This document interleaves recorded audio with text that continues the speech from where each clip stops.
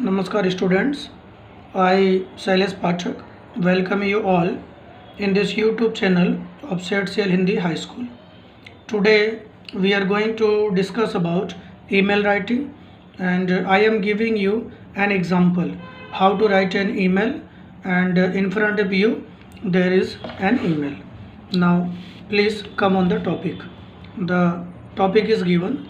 Babita ji is from Tappu Park, Mumbai, writes an email to the president of the municipality of Mumbai on president mm@gmail requesting him to get the debris removed, debris यानी कचरा, removed from her locality. Now I am explaining in Hindi. Babita ji जो हैं वो Tappu park Mumbai से एक email लिख रही हैं मुंबई म्यूनिसिपालिटी के प्रेसिडेंट को. वो प्रेसिडेंट का बड़ा ईमेल आईडी दिया हुआ है president@gmail.com, और वो उस प्रेसिडेंट से रिक्वेस्ट कर रही हैं कि उनके एरिया के अंदर बहुत सारा डेब्रीज है, बहुत सारा कचरा है, उस कचरे को रिमूव्ड, उसको हटाया जाए उनके विस्तार से. तो बेटा देखो, कचरे को हटाने की बात है तो बेटा ये हमारा ऑफिशियल लेटर है, ये हमारा फॉर्मल लेटर है. अब इसमें हम हमारे घर परिवार से संबंधित किसी भी टॉपिक की चर्चा नहीं करेंगे, सीधा पॉइंट टू पॉइंट की बात करेंगे. तो पहले जो फॉर्मेट में आपने देखा था तो पहले हमने लिख दिया टू. अब टू करके जिसको लिखना है देखो उसका ईमेल आईडी ऑलरेडी यहाँ पर दिया हुआ है president@gmail.com. तो वही का वही ईमेल आईडी देखो हमने यहाँ पर लिख लिया. उसके बाद हमने लिख दिया बेटा CC. अब CC यानी कार्बन कॉपी, कि भाई टू के सिवाय हम किसको और भेज रहे हैं, ये सबूत के लिए होता है. कभी मान लीजिए भविष्य में ये प्रेसिडेंट कहता है कि भाई हमें तो कोई ईमेल मिला नहीं, तो आप जो ये CC वाला ईमेल है जिसको आपने फॉरवर्ड किया है, उस ईमेल को और उस ईमेल को प्राप्त करने वाले व्यक्ति को आप प्रूफ के रूप में जहाँ पर भी आवश्यकता पड़े वहाँ पर खड़ा कर सकते हो. तो यहाँ पर हमने लिख दिया ganesh kumar@gmail.com. कोई भी ईमेल आईडी यहाँ पर आप बना सकते हैं. अच्छा, ये भी ज़रूरी नहीं है कि आपने ऊपर yahoo.com लिखा तो नीचे yahoo.com ही होना चाहिए, आप नीचे gmail.com भी लिख सकते हैं. इसलिए देखिए हमने अलग अलग लिखा है. फिर हमने लिख दिया BCC. अब BCC का अर्थ हुआ बेटा ब्लाइंड कार्बन कॉपी. अब ये जो ब्लाइंड कार्बन कॉपी करके जिसका भी आपने ईमेल आईडी लिखा है, ये जिस व्यक्ति को आपने भेजा इसको तो मिल जाएगा, लेकिन इन दोनों को पता नहीं चलेगा कि भाई तीसरे व्यक्ति को भी भेजा गया है. मान लीजिए कि कभी इसको कन्विंस कर लेवे, मना लेवे कि भाई तो सबूत में मत आना, इसलिए BCC वाले व्यक्ति को संबोधित किया जाता है कि आवश्यकता पड़ने पर इसको भी प्रूफ के रूप में हम खड़ा कर सकते हैं. तो बेटा BCC में कोई भी ईमेल आईडी आप बना दीजिए. देखिए मैंने मेरा नाम लिख दिया शैलेश पाठक @yahoo.com. तो देखिए ये हो गया एक email ID.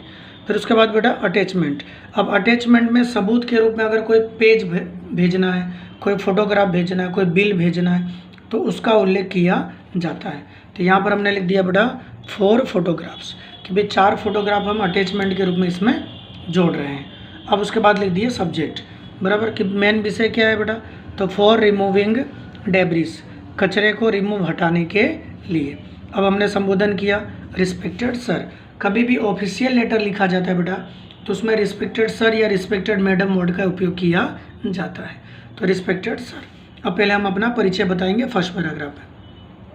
I want to draw your attention that, मैं आपका ध्यान आकर्षित करना चाहता हूँ कि आई एम अ सिटीज़न, कि मैं एक नागरिक हूँ, और टप्पू पार्क जीवन नगर, अबाउट लगभग 50,000 सिटीजन्स, 50,000 नागरिक लिव रहते हैं इन दिस एरिया, इस विस्तार में. It is called the heart of city, इसे शहर का हृदय कहा जाता है, इसे यानी हमारे विस्तार को.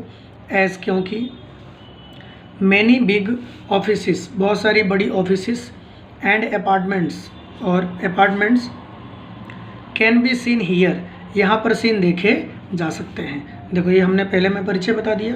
फिर एक लाइन छोड़ करके सेकंड पैराग्राफ लिखेंगे जिससे पता चले कि भाई यहाँ पर पैराग्राफ चेंज हो गया.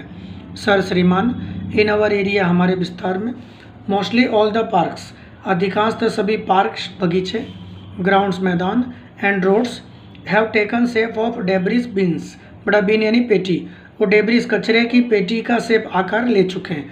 बोले हमारे विस्तार के अंदर जो पार्क हैं, जो ग्राउंड है, जो रोड है, बोले वो कचरा पेटी का आकार ले चुका है, यानी बहुत सारा कचरा इकट्ठा हो चुका है।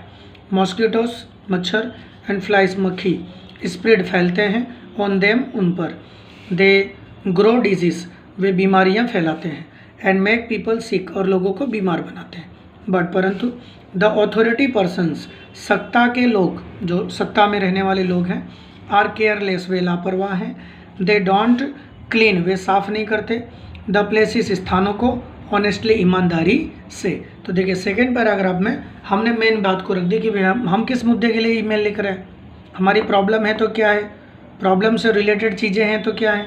अब लास्ट जो पैराग्राफ होगा उसमें हम लिखेंगे भी किस तरह से सामने वाला व्यक्ति हमारी हेल्प कर सकता है।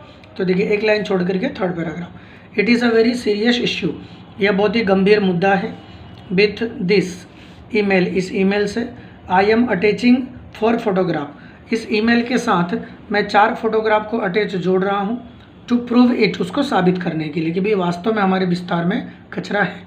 प्लीज़ विजिट द एरिया, कृपया हमारे एरिया की मुलाकात लें, एंड सी और देखें द रियलिटी, वास्तविकता को।